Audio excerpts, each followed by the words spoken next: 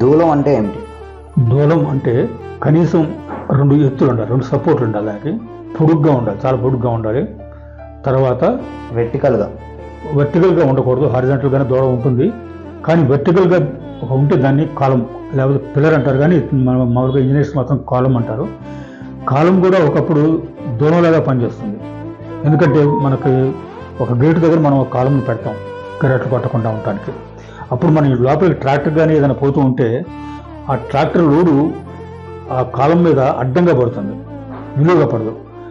కాలం అంటే కాలం మీద ఎప్పుడైనా లోడు నిలువుగా పడాలి. అడ్డంగా పడిందంటే అది కాలమే అయినా సరే దాన్ని బీమ్లాగా పరిగణిస్తాం. లెక్కలు కూడా బీమ్లాగా అనుకొని దాని సపోర్ట్ మన క్యాంటిలివర్ బీమ్లాగా అనుకొని దానికి సెంటర్లో పలానా చోట లోడు పడిందని చెప్పి దాని ప్రకారం లెక్కలు కట్టి దానికి ఇంత ఇనుము పోయాలి ఇంత అని చెప్పి అంటాం. దూరం అంటే అడ్డంగా ఉంటుంది, కాలం అంటే నిలువుగా ఉంటుంది. కానీ కాలం నిలువుగా ఉన్నప్పుడు దూలంలాగా లెక్క చేయాల్సిన పరిస్థితి వస్తుంది. లెక్క దూలంలాగా చేసినా కూడా దాన్ని దూలం అనరు, అది కాలమే అంటారు. దూలం మాత్రం అడ్డంగా ఉంటుంది.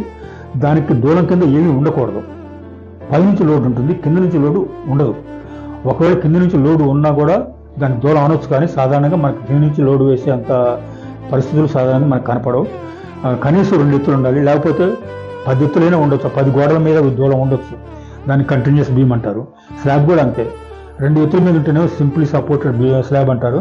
ఒక 10 గోడల మీదుగా పోతే స్లాబ్ కంటిన్యూస్ స్లాబ్ అంటారు.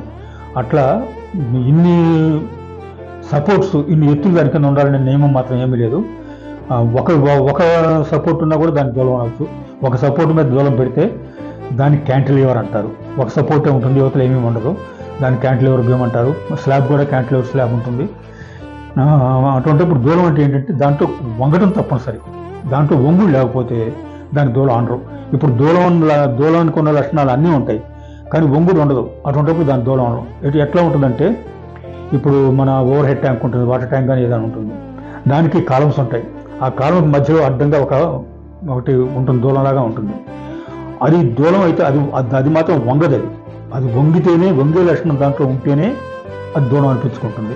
మరి అది ఏం చేస్తుందంటే ఆ 2 కాలమ్స్ని బెసకుండా, ఇటు బెసికితే ఏమైందంటే ఆ దూరం గట్టిగా పట్టి ఉంచుతుంది అనమాట, బెసకుండా. దాన్ని ఆ కాలమ్స్ ఆ మెంబర్ని నొక్కితే నొక్కవచ్చు, లాగితే లాగవచ్చు. కాబట్టి దాంట్లో టెన్షన్ ఉంటే ఉండొచ్చు, కంప్రెషన్ ఉంటే ఉండొచ్చు, కానీ బెండింగ్ మాత్రం ఉండదు.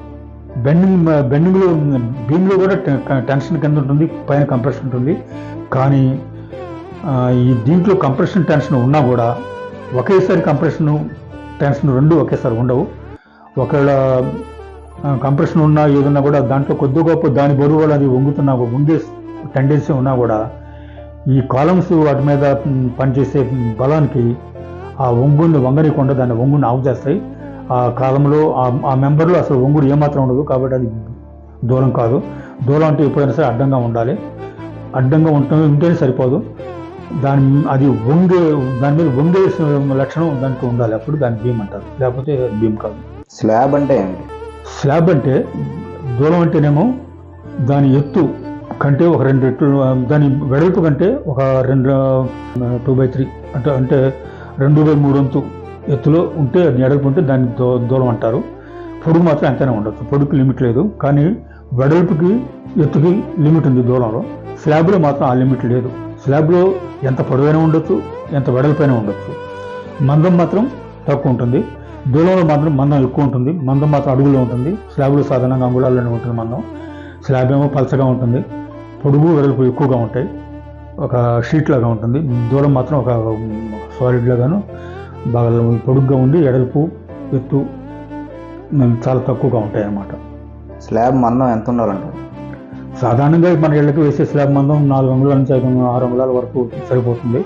కానీ అది మనం లెక్క చేయకుండా వేస్తాం. మనం లెక్క చేసి దాని ప్రకారం వేస్తే దాని మందం 4 అంగుళాలు 6 అంగుళాల మధ్యలోనే వస్తుంది, ఎక్కువగా రాదు. ఒకవేళ ఎక్కువగా రావాల్సిన పరిస్థితి అంత లోడు ఉంటే ఆ స్లాబ్ కింద బీమ్ ఒకటి పోస్తారు. బీమ్ పోసి ఈ స్లాబ్ మందాన్ని మాత్రం 4 అంగుళాలు 6 అంగుళాల మధ్యలో ఉంచి దాన్ని అంటే పెంచనివ్వరు. మధ్యలో బీమ్ పోసి దీని మందాన్ని మాత్రం లిమిట్లో ఉంచుతారు. ఒత్తిడి అంటే ఏమిటి? ఒత్తిడి అంటే కంప్రెషన్. అంటే ఏంటంటే దాన్ని బాగా ఇట్లా ఒత్తితే దాన్ని కంప్రెషన్ అంటారు. ఒక మెంబర్ని తీసుకొని ఒక చిన్న కొయ్య ముక్కను తీసుకొని ఆ కొయ్య ముక్కని ఇట్లా వచ్చితే దాంట్లో ఆ కొయ్య ముక్కలో ఉత్పన్నం అయ్యేది కంప్రెషన్, దాన్ని ఒత్తుడు అంటారు అన్నమాట. ఇది ఎక్కడ ఉపయోగపడుతుంది మనకు? బిల్డింగ్స్లో ఒత్తుడు చాలా చాలా విషయం వాటిలో ఉంటుంది. ఇప్పుడు మన గోడలు ఉన్నాయి, గోడ మీద పైనుంచి లోడ్ పడుతుంది, గోడ మీద ఒత్తుడు పడుతుంది, గోడ మీద టెన్షన్ లాగుడు పడదు, ఒత్తుడు పడుతుంది.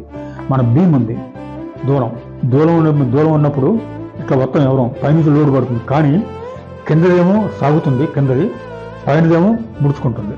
ఈ సాగిన కాడేమో టెన్షన్ ఉంటుంది, టెన్షన్ అంటే లాగుడు, అది ఒత్తుడు కాదు. పై లేయర్స్లో మాత్రం ఒత్తుడు ఉంటుంది. అందుకని ఒత్తుడు, కంప్రెషను, టెన్షను ఇవి మాత్రం దాదాపు అన్ని మెంబర్స్లో అన్ని వాటిలో కూడా ఉంటుంది. ఏదో ఒకటి లేకుండా 4 రకాల ఫోర్సులు ఉంటాయి.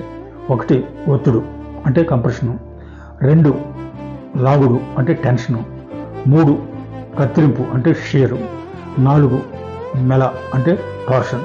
ఈ 4 ఫోర్సులు వలనే మన ఇంట్లో ఉన్న దేని మీదైనా సరే ఈ 4 ఫోర్సులు ఏదో 1 కానీ, ఏదో 2 కానీ, ఏదో 3 కానీ, లేకపోతే 4 కూడా ఒకేసారి పనిచేసే అవకాశాలు ఉన్నాయి.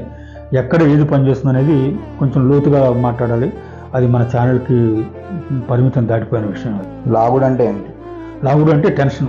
కింద నుంచి మనం ఒక చక్కని పట్టుకొని గట్టిగా బయటకు లాగితే దాంట్లో టెన్షన్ ఉత్పన్నం అవుతుందన్నమాట, లాగుడు ఉత్పన్నం.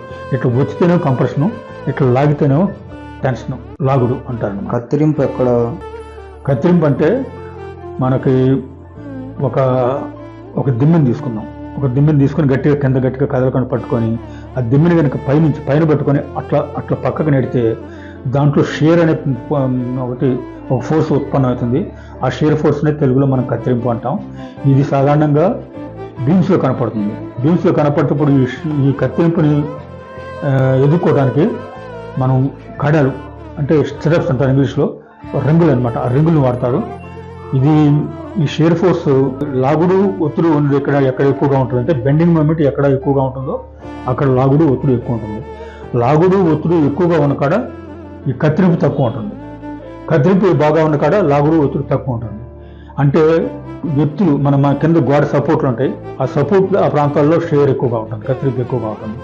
కాబట్టి అక్కడ కడాలు కాస్త దగ్గరగా కట్టాలి. ఇక లోపలికి వస్తున్న కొద్ది షేర్ తగ్గిపోతుంది కాబట్టి 2 అడుగుకి 3 అడుగుకి ఒక రింగు వేసినా సరిపోతుంది. మరి సెంట్రల్ అయితే అసలు వేయనక్కర్లేదు కూడా. ఆ సపోర్ట్ దగ్గర ఈ సపోర్ట్ దగ్గర దట్టంగా కడాలు ఉండాలి. ఆ కడాలు అనేది ఈ కత్తిరింపు షేర్ని తట్టుకోవడానికి వాడతారు. తర్వాత కింద స్టీల్ వేస్తారు. వేసిన తర్వాత మధ్యలో టెన్షన్ ఎక్కువగా ఉంటుంది, లాగుడు ఎక్కువగా ఉంటుంది కాబట్టి ఆ స్టీల్ లాగుని నిరోధిస్తుంది. పోయిన కొద్ది మనకి లాగుడు తగ్గుతుందని మనం అనుకున్నాం కదా, అప్పుడు ఏం చేస్తారంటే ఈ స్టీల్ని పైకి తీసుకుపోయి మళ్ళీ అట్లా తిప్పినప్పుడు ఆ పైకి తీసుకుపోయిన దాన్ని క్రాంక్ అంటారు కదా, ఆ క్రాంక్ కూడా షేర్ని తట్టుకుంటుంది. ఒక కడమే కాదు, కడాలే షేర్ని తట్టుకోవు, క్రాంకులు కూడా తట్టుకుంటాయి. ఈ 2 కూడా ఉమ్మడిగా తట్టుకొని షేర్ ఫోర్స్ వలన ఒక దూరం విరగకుండా అడ్డుకుంటాయి అన్నమాట. కత్తిరింపు అంటే ఒక కింద ఫిక్స్ చేసి కింద గట్టిగా పట్టుకొని పైన అట్లా నేను ఇది చేస్తే దాంట్లో షేర్ ఫోర్స్ అనేది ఉత్పన్నం అవుతుంది. స్లాంట్ లోడ్ అప్లై అవ్వాలి. అట్లా పైన చేస్తే స్లాబ్ ఒక పక్కకు ఒరిగే పరిస్థితిలో దాంట్లో షేర్ అనేది పుడుతుంది. మెల అంటే ఏంటి?